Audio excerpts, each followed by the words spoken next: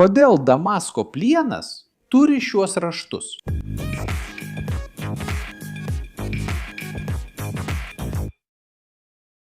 Sveiki inžinerijos mamos, šiandien parodysiu, kas slypi už vieno gražiausių ir paslaptingiausių metalurgijos kūrinių – Damasko plieno. Tikriausiai jau esate matę peilius, kardus ar net papuošalus su tais banguotais ir sudėtingais raštais, kurie atrodo tarsi gyvi. Bet kaipgi tie raštai yra kuriami ir kodėl jie tokie vertinami? Tačiau prieš tai, kas iš tikrųjų yra Damasko plienas ir iš kur jis kilęs. Damasko plieno istorija yra tokia pat turtinga kaip ir jo raštai.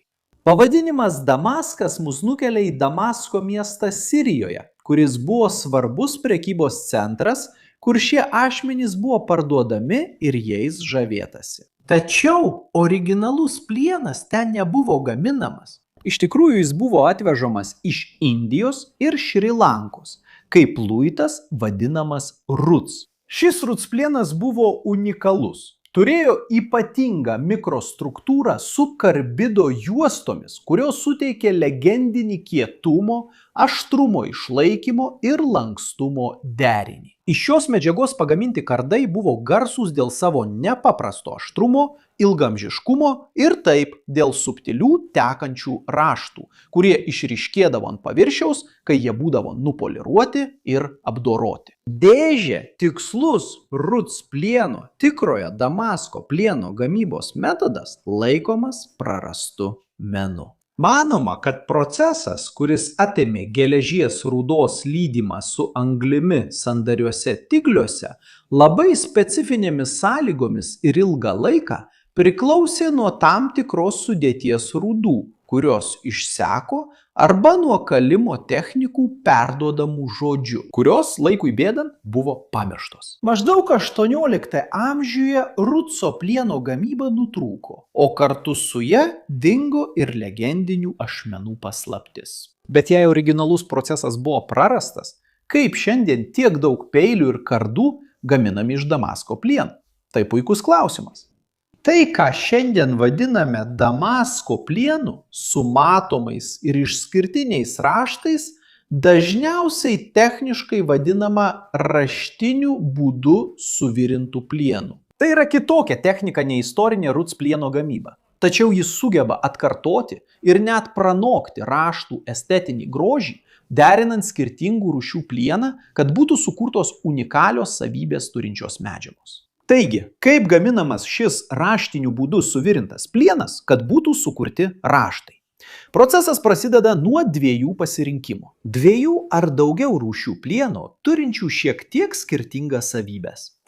Pavyzdžiui, plienas su dideliu anglies kiekiu, kuris labiau patamsėja, ir plienas su mažu anglies kiekiu arba su nikeliu, kuris po apdorojimo išlieka šviesesnis. Šios plieno dalys yra sudedamos sluoksniais pakaitomis, tarsi metalinis sumuštinis. Įsivaizduokite, kad gaminate lazaniją, bet vietoj tešlos ir padažo naudojate skirtingų rūšių metalą. Sukrovus šiuos sluoksnius, visa konstrukcija yra kaitinama iki aukštos, bet kontroliuojamos temperatūros, kurioje metalai tampa plastiški. Tada magija vyksta kalvėje, kur sluoksniai yra sukalami tarpusavyje kalant procese vadinamame kalviškuoju suvirinimu. Karštis ir slėgis priverčia skirtingų sluoksnių paviršius susijungti atominiu lygiu, sudarant vieną tvirtą gabalą. Po pirmojo suvirinimo ruošinys yra ištęsiamas, sulenkiamas per pusę ir vėl suvirinamas kalviškuoju būdu. Šis kaitinimo, kalimo, lenkimo ir suvirinimo ciklas kartojamas vėl ir vėl. Kiekvienas lenkimas padvigubina sluoksnių skaičių. Jei pradėsite nuo 10 sluoksnių ir sulenksite vieną kartą, turėsite 20. Jei sulenksite dar kartą, 40 ir taip toliau. Dažnai galima pamatyti Damasko plieno dirbinių su šimtais ar net tūkstančiais sluoksnių. Šis lenkimas ir suvirinimas sukuria laminuotą struktūrą, kuri yra raštų pagrindas. Norėdamas sukurti sudėtingesnius raštus, geležčių meistras gali susukti ruošinį arba netgi padaryti griovelius paviršiuje prieš kitą suvirinimą, taip manipuliuodamas vidinių sluoksnių geometriją. Taigi, ar šie raštai yra tik gražūs, ar jie turi ir kokią nors funkciją?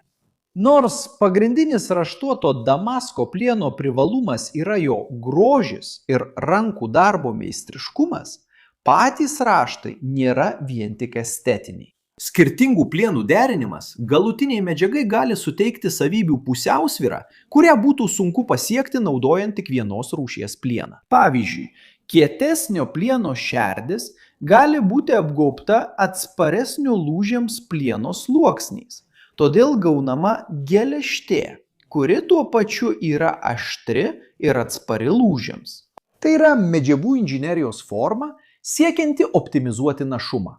O kas suteikia tą unikalią banguotą išvaizdą, kurią taip žavimės? Čia slypi viena iš didžiųjų šiuolaikinio Damasko plieno paslapčių – rūgštinis apdorojimas.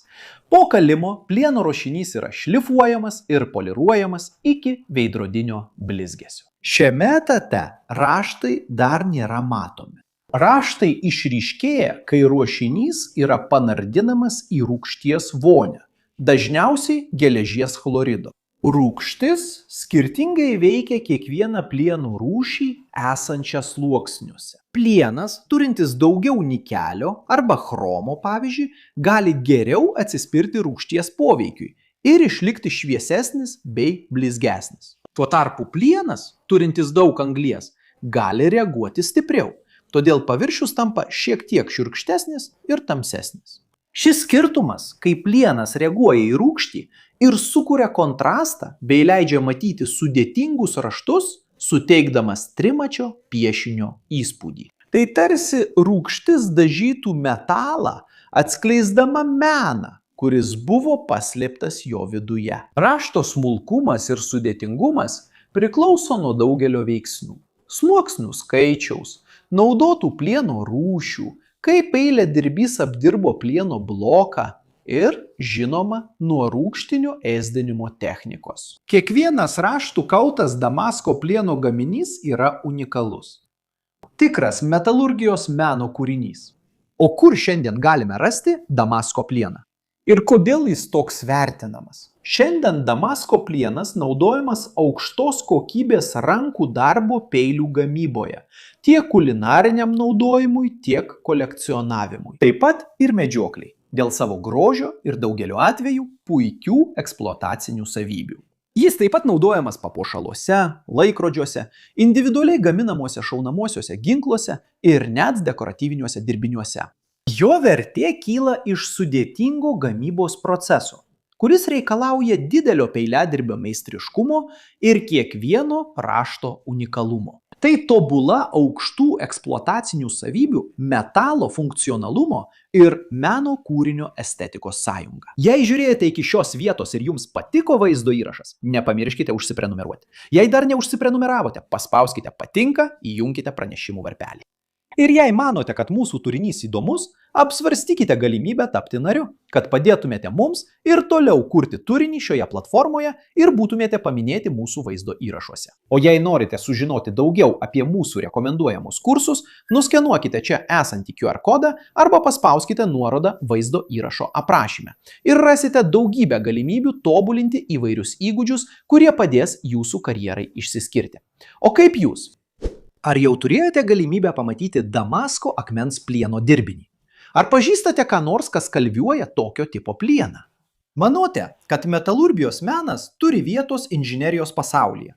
Pasidalinkite savo patirtimi ir nuomonę komentaruose. Čia šone yra 2 įdomūs vaizdo įrašai, kuriuos turite pažiūrėti, kad praplėstumėte savo žinias ir patenkintumėte smalsumą. Jei norite prisidėti prie mūsų, paspauskite patinka, užsiprenumeruokite kanalą, įjunkite varpelį ir apsvarstykite galimybę tapti kanalo nariu. Štai taip, inžinerijos entuziastai. Stipriai apkabinu ir pasimatysime kitame vaizdo įraše.